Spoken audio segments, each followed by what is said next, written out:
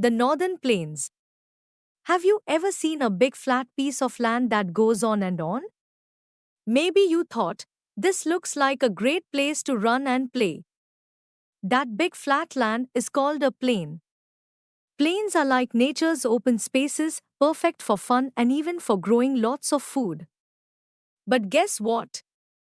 Plains aren't all the same. Some are green and covered in grass, like a giant soft carpet.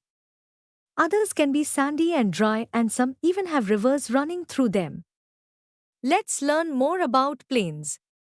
Now, did you know that India has some amazing plains? One of the most famous is called the Northern Plains. This area is also known as the Indo-Gangetic Plain because it lies between two important rivers, the Ganga and the Indus. So, how did these plains get formed? The northern plains were created by rivers. When rivers flow, they carry tiny pieces of soil and rocks called sediment. When the rivers slow down, they drop this sediment, and over time, it builds up to create flat land. Now, which rivers are we talking about? Some important rivers in this area are the Indus, Ganga, and Brahmaputra. They all start in the big, tall mountains called the Himalayas. Now, let's learn about the importance of these plains. The northern plains aren't just flat, they are super busy places. Farmers here grow tons of food like rice, wheat, and sugarcane. And guess what? People from all over India depend on the food grown in these plains. Now, let's think about the cities found in the northern plains. Some of the oldest cities in India, like Varanasi and Kolkata, are located near these rivers. These places have rich histories and cultures. They are like boxes filled with stories and traditions from the past. Now, did you know that the northern plains are not just one big area, but can be divided into four parts? Let's look at each one. First, the western plain, which includes Rajasthan.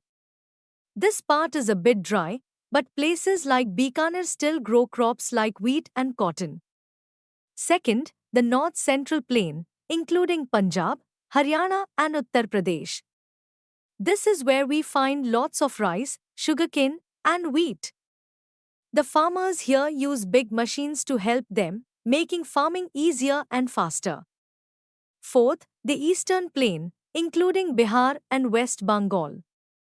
This area is a bit like a water park because it has lots of rivers that flood sometimes. But don't worry, the floods bring nutrients to the soil, helping crops like rice and jute grow. Fourth, Brahmaputra Plain. Located in parts of Bangladesh and northeastern India, this area is known for its rich agriculture, which means a lot of tea gardens and beautiful landscapes. Now, when rivers reach their end, they often create something called a delta. A delta is a flat, triangle-shaped area of land at the end of a river where it drops mud and sand into the sea. The Ganga and Brahmaputra rivers form a huge delta known as Sundarban. It's a unique world filled with big trees and wildlife. To wrap it all up, plains are not just flat lands, they are bustling with life, farming, and history. The northern plains of India is a perfect example of how nature and people work together to create a rich and fertile environment. So, next time you see a flat field, remember all the amazing things happening there. We hope you have understood about northern plains. Now, here's a secret on how you can study effectively with the EduRev app. You can learn with chapter notes, watch video lectures, and solve NCERT-based MCQ tests of this chapter on EduRev. And that's not all, you also get amazing courses for Class 4 and much more for your Class 4 preparation. Thank you.